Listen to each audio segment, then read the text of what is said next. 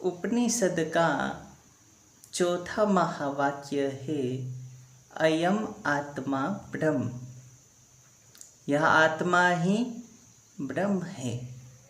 ये महावाक्य मांडुक्य उपनिषद का है और ये उपनिषद मांडुक्य ऋषि ने लिखी है। मांडुक्य ऋषि के बारे में जितनी जानकारी मिली उस हिसाब से इनको प्राचीन काल में मंडूक कहते हैं। मंडूक का अर्थ है मेढक। जैसे मेढक है वो कहीं भी नज़र नहीं आता। बारिश की मौसम है, बारिश का समय है, उस समय मेढक नज़र आता है। बाकी समय मेढक क्या करता है, कहाँ चला जाता है? तो प्राचीन ग्रंथों में कहा गया है, वेद उपनिषद शास्त्रों में कहा गया है, मेढक तपस्वी है। मेढक जितनी कोई तपस्या नहीं करता। मेढक है बारिश के मौसम में नज़र आता है। उनकी आवाज़ बारिश के मौसम में सुनने मिलती है। बाकी समय मेढक गायब रहते हैं दुनिया संसार से।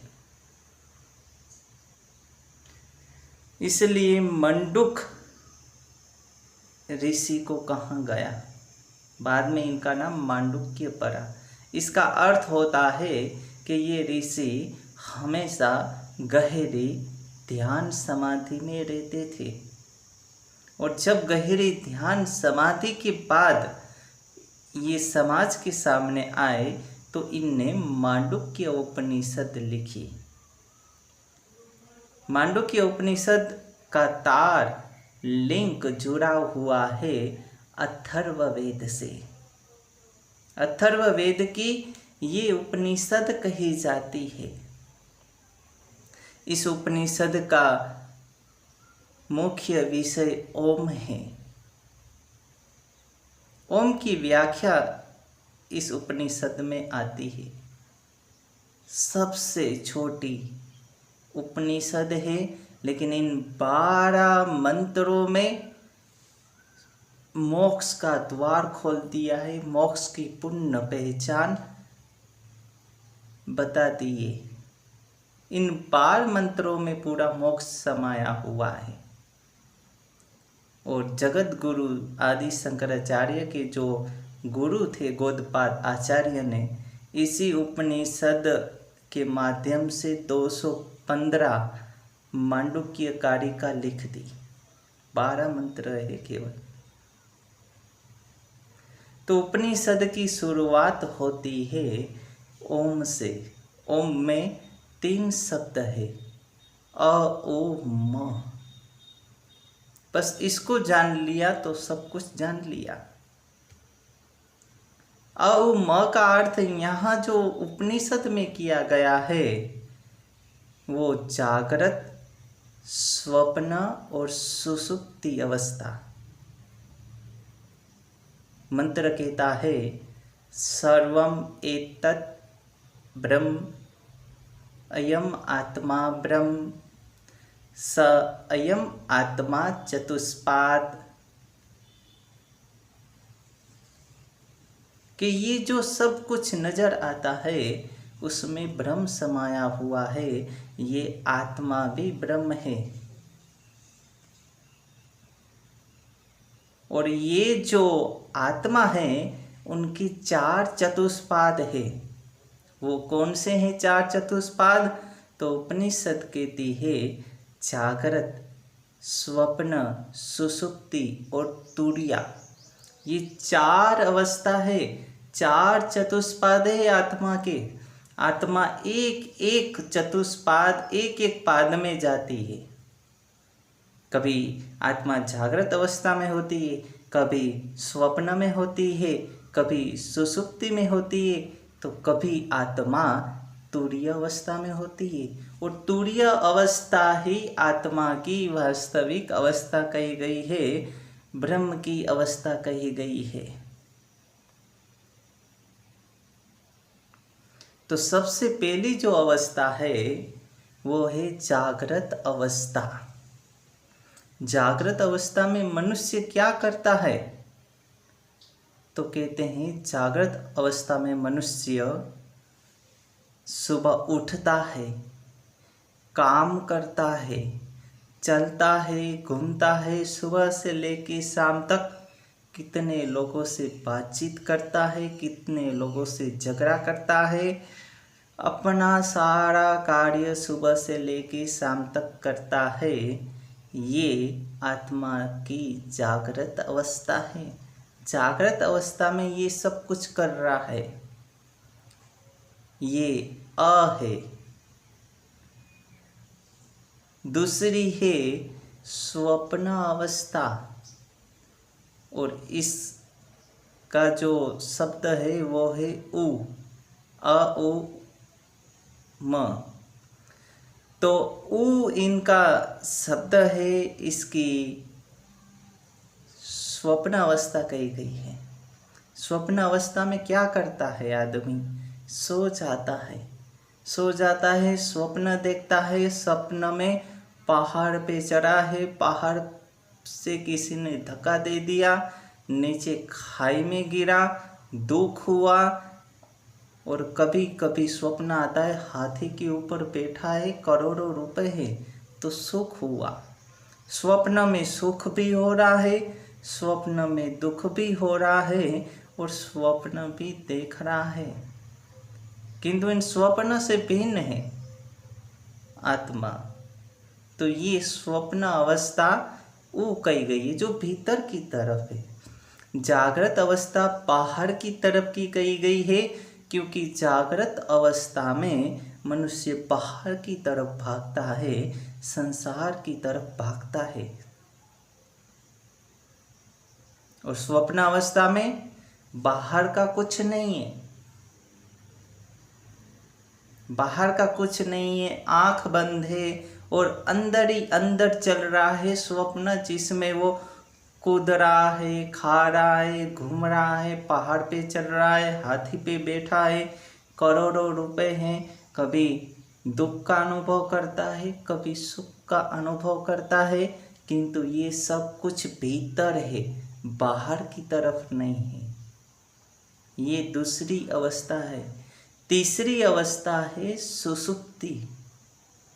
इसमें आत्मा न बाहर की तरफ भागता है, न बाहर कुछ करता है, न अंदर कुछ करता है, क्योंकि जो सुषुप्ति अवस्था है उसमें स्वप्न नहीं आते।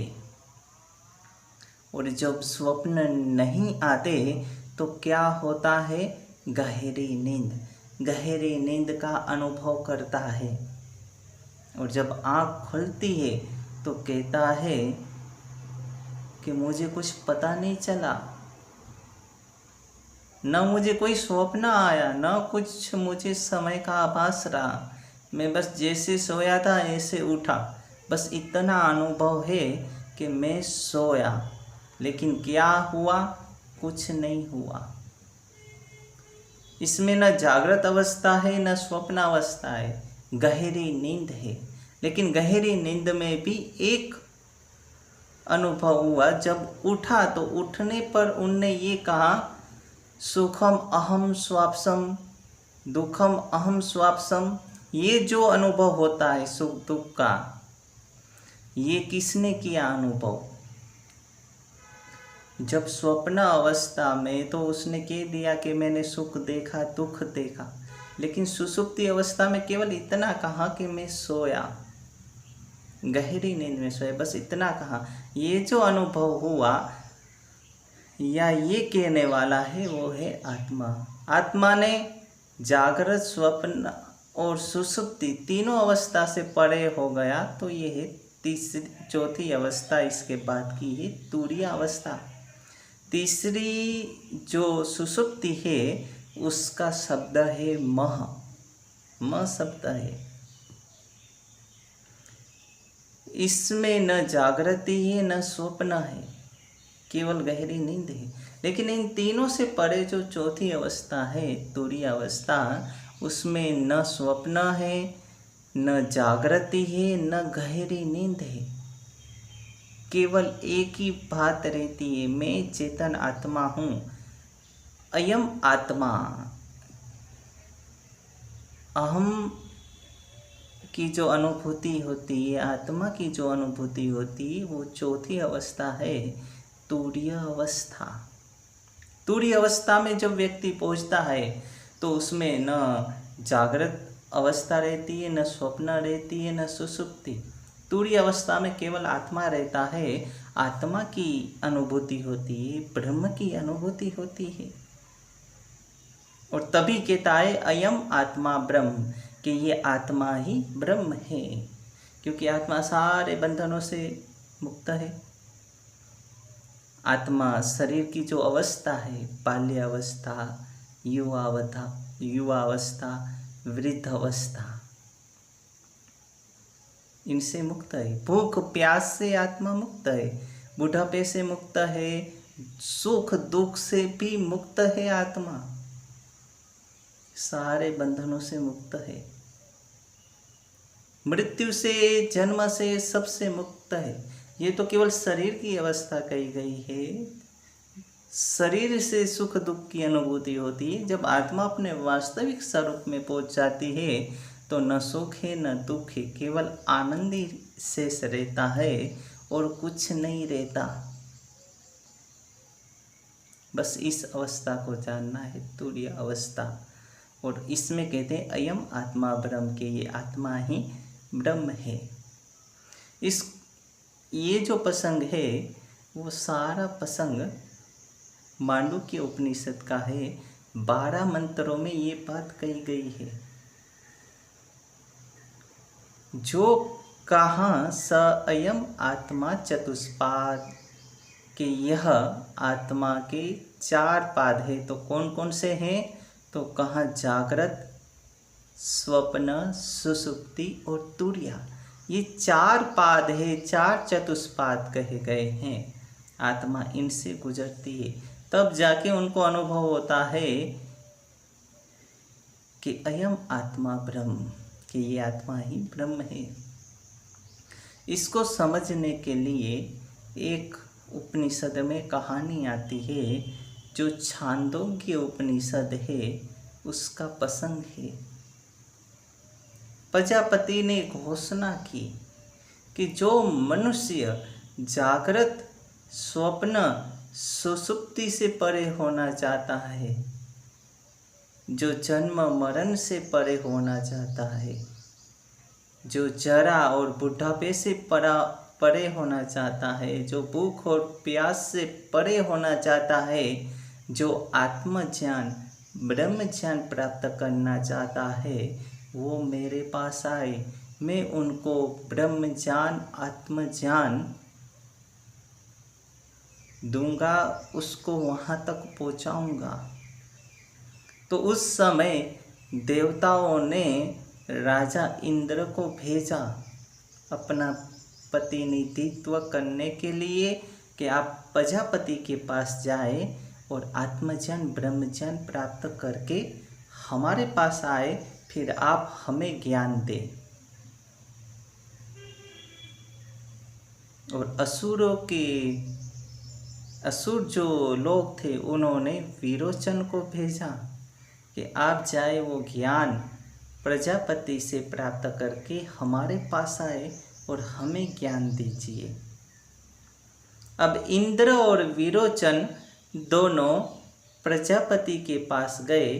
प्रजापति ने कहा, आपको ब्रह्मचर्य का पालन करना पड़ेगा, आपको मेरी सानिध्यता में रहना पड़ेगा, बाहर की दुनिया, बाहर का जो सब कुछ है उसको भूलना पड़ेगा, जैसा मैं कहता हूँ वैसा करना पड़ेगा, तो मैं तुम्हें ब्रह्म ज्ञान, आत्मज्ञान दूंगा, अन्यथा आप यहाँ से प्रस्थान कर सकते हैं। अब इंद्र और विरोचन ने दोनों ने ये बात मान ली कि हम ब्रह्मचर्य का पालन करेंगे, बाहर की दुनिया से कोई हमारा संपर्क नहीं रहेगा, जैसा आप कहते हैं वैसा करेंगे, प्रजापति ने दोनों को सेवा में लगा दिया कि सेवा करो। जब 31 वर्ष हो गए तब प्रजापति ने कहा कि आपने इतने साल तक ब्रह्मचर्य का पालन किया है, भक्ति की है, आपने इतनी सेवा की है, तो अब मैं आपको आत्मा का ज्ञान देता हूँ। आप सुंदर सुंदर वस्त्र पहन के आइए। अब इंद्र और विरोचन बहुत सुंदर आभूषण को धारण करते हैं, आभूषण वस्त्र को पहन के आते हैं। तब उनको कहते हैं कि अच्छे से भोजन करो। दोनों अच्छे से भोजन करते हैं, नए नए वस्त्र में हैं। तब प्रजापति कहते हैं कि ये जो आपके सामने पानी है, उस पानी में देखो। दोनों इंद्र और विरोचन पानी में देखते हैं तो पानी में उनको अपनी परछाई नज़र आती है कि वो कैसे दिखते हैं, कैसे आभूषण पहने हैं, कैसे वस्त्र पहने हैं, उनका रूप स्वरूप क्या है, दोनों को नज़र आता है। पानी में परछाई पड़ती है तो उस परछाई में उनने अपने आप को देखा। प्रजापति ने कहा कि ये जो आपको दिखाई दे रहा है, यही आत्मा है, इसको जान लो, यही आत्मा है। विरोचन ने कहा बस इतनी सी बात थी कि ये आत्मा है जो ये आभूषण वस्त्र से सुंदर नजर आ रही है, जो भोजन करके सुख का अनुभव कर रही है, यही आत्मा है। इंद्र ने भी मान लिया कि यही आत्मा है। अब दोनों वहाँ से प्रस्थान करते हैं प्रजापति के वहाँ से अपने अपने लोगों के बीच में। विरोचन असुरों के बीच आके कहता है कि मैंने आत्मज्ञान प्राप्त कर लिया, ये शरीर ही आत्मा है, इसको अच्छा सा खाना खिलाइए, पिलाइए, अच्छे से वस्त्र आभूषण धारण कीजिए, यही आत्मा है। इंद्र जब रास्ते में जा रहा था, नदी पार करते समय उनके मन में विचार आया कि ये शरीर तो मृत्यु को प्राप्त हो जाता है, सबकी मृत्यु हो जाती है, और हमें इतना पता है कि आत्मा की कभी मृत्यु नहीं होती, आत्मा इनसे परे है जन्म मृत्यु से। तो फिर ये जन्म और मृत्यु किसकी होती है? अगर ये शरीर ही आत्मा है तो फिर शरीर की मृत्यु नहीं होनी चाहिए, किंतु शरीर की मृत्यु होती है तो जरूर कोई रहस्य छिपा हुआ है। अभी वापिस नहीं जाना है, अभी वापिस गुरुकुल जाना है। इंद्र वापिस आए, प्रजापति को प्रणाम किया, उसके चरणों में प्रार्थना की कि आपने कहा शरीर आत्मा है, तो शरीर तो मृत्यु को प्राप्त हो जाता है, फिर आत्मा कहाँ रहती है? आत्मा तो अविनाशी है, आत्मा की मृत्यु नहीं होती, तो फिर आपने शरीर को आत्मा कैसे कहा? प्रजापति ने कहा ठीक है, मैं आपके प्रश्न का उत्तर दूंगा। आपको 31 साल और ब्रह्मचर्य का पालन करना पड़ेगा, आपको सेवा करनी पड़ेगी। इंद्र फिर सेवा करने लग जाते हैं, ब्रह्मचर्य का पालन करते हैं। अब 31 वर्ष पूर्ण हो गए, तब प्रजापति के पास जाते हैं। तो प्रजापति कहते हैं कि जब आप सो जाते हो और सो जाते हो, उस समय जो विचरण करता है, उस समय जो नजर आता है, वही आत्मा है। इंद्र ने मान लिया कि जब हम सो जाते हैं, आंख बंद होती है, तो हमें सपना आता है, स्वप्न में सब कुछ होता है। तो इंद्र वहाँ से जाते हैं। रास्ते में फिर विचार आया कि स्वप्न में मुझे कभी सुख का अनुभव होता है, कभी दुख का अनुभव होता है। कभी मैं बहुत सुख में अच्छा सा खाता हूँ, पीता हूँ, मेरे पास बहुत धन है, तो कभी मैं लंगड़ा हो जाता हूँ, कभी कोई मुझे मारता है, कोई मुझे भगाता है। और जब स्वप्न टूटता है तो सुख दुख का अनुभव भी होता है कि ये तो स्वप्न था, ये तो सब कुछ स्वप्न में चलता रहा। तो नींद के आने पर स्वप्न आता है, नींद के हटने पे सपना हट जाता है। किंतु आत्मा के बारे में तो इतना पता है कि वो सबसे परे है। तो फिर ये स्वप्न किसने देखा और स्वप्न में कौन सुख का अनुभव कर रहा है, कौन दुख का अनुभव कर रहा है, और फिर जब स्वप्न हट जाता है तो ये कहने वाला कौन है कि मैंने दुख देखा, सुख देखा। आत्मा तो स्वप्न नहीं है, इतना पता चला। तो फिर मन में विचार आया कि इसमें भी कोई रहस्य है, प्रजापति के पास जाना चाहिए। फिर इंद्र वापिस आते हैं, प्रजापति के चरणों में प्रणाम करते हैं और कहते हैं, गुरुदेव स्वप्न कैसे आत्मा हुई? आपने कहा कि स्वप्न में जो नजर आता है वही आत्मा है। तो स्वप्न तो क्षणिक होता है, नींद टूटने पे टूट जाता है, फिर वो आत्मा कैसे हुई? आत्मा क्या क्षणिक है? गुरुदेव ने कहा, फिर आप सेवा करो, ब्रह्मचर्य का पालन करो 31 साल। फिर 31 साल तक ब्रह्मचर्य और सेवा का पालन किया। अब जब पूर्ण हुआ 31 साल तो इंद्र जाते हैं प्रजापति के पास, कहते हैं, गुरुदेव ब्रह्मचर्य का पालन किया, सेवा की, 31 साल पूर्ण हो गए, अब बताइए आत्मज्ञान। तब प्रजापति ने कहा, ये जो गहरी नींद में सोता है, जो गहरी नींद में आनंद का अनुभव होता है, वही आत्मा है। इंद्र फिर वहाँ से प्रस्थान करते हैं, जाते हैं। रास्ते में फिर विचार आता है कि ये गहरी नींद में तो कुछ पता ही नहीं चलता। हम जब सोते हैं, गहरी नींद आती है, फिर आँख खुलती है तो केवल इतना पता है कि मैं सोया, लेकिन इसमें मैं हूँ कि मैं कुछ करता हूँ, इसका तो कोई अनुभव नहीं हुआ। स्वप्न में तो कुछ अनुभव होता है सुख दुख का, किंतु गहरी नींद में तो कुछ अनुभव नहीं होता। और जब अनुभव ही नहीं होता, केवल इतना पता है मैं सोया, तो ये सोने वाला, कहने वाला कौन है?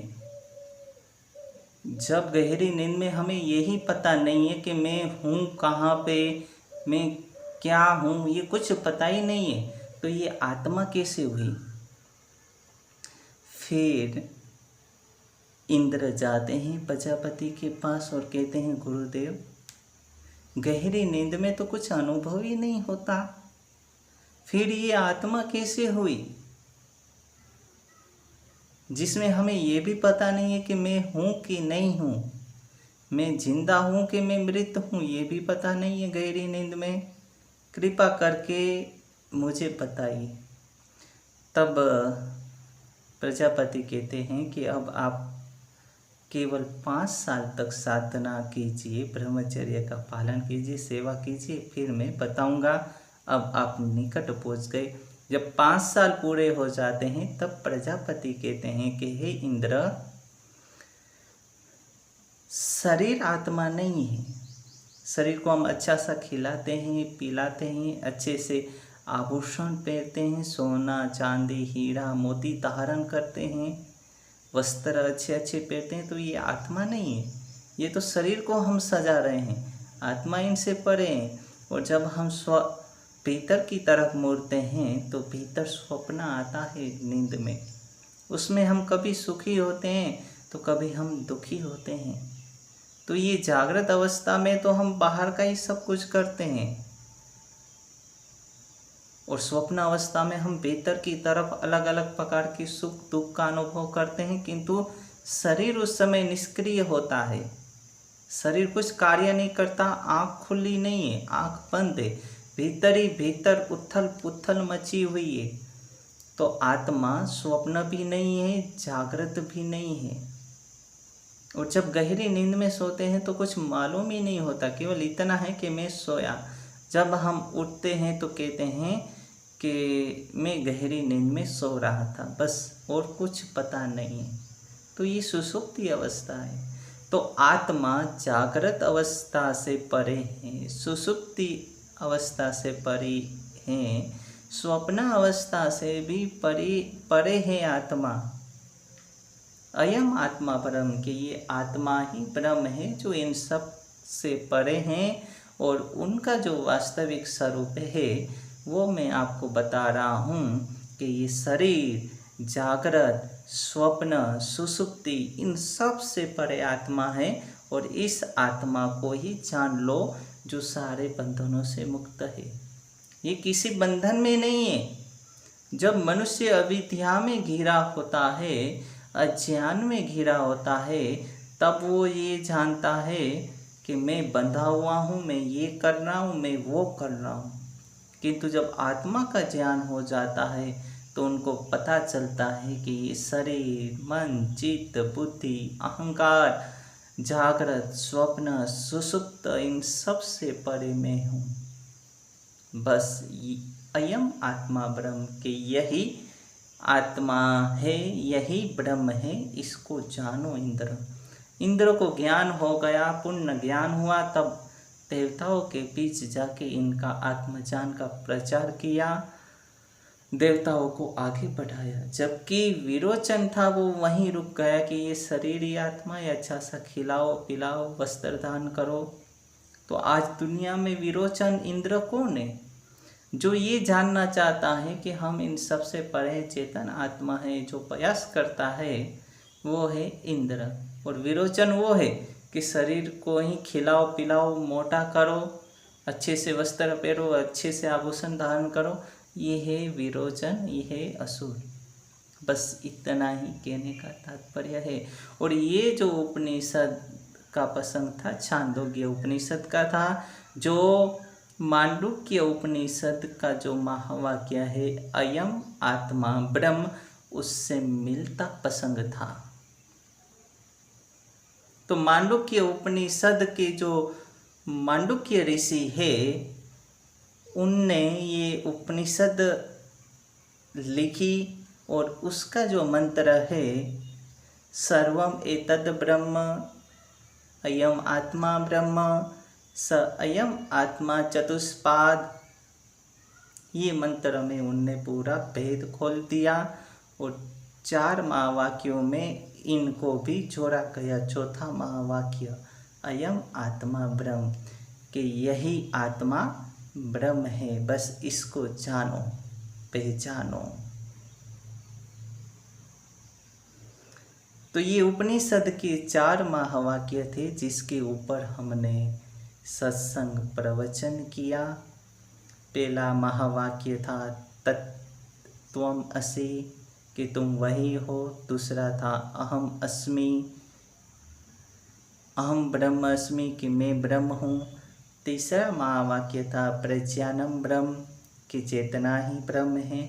और चौथा महावाक्य है अयम आत्मा ब्रह्म, कि यही आत्मा ब्रह्म है। तो ये उपनिषद के 4 महावाक्य थे, इनके ऊपर हमने सत्संग किया। आज उपनिषद के 4 महावाक्यों की जो सत्संग प्रवचन की कक्षा थी वो यहीं समाप्त होते हैं। आगे कोई भी प्रश्न होगा, कोई भी उपनिषद की बातें होगी, आपके बीच चलती रहेगी। सभी को सादर नमस्ते, प्रणाम।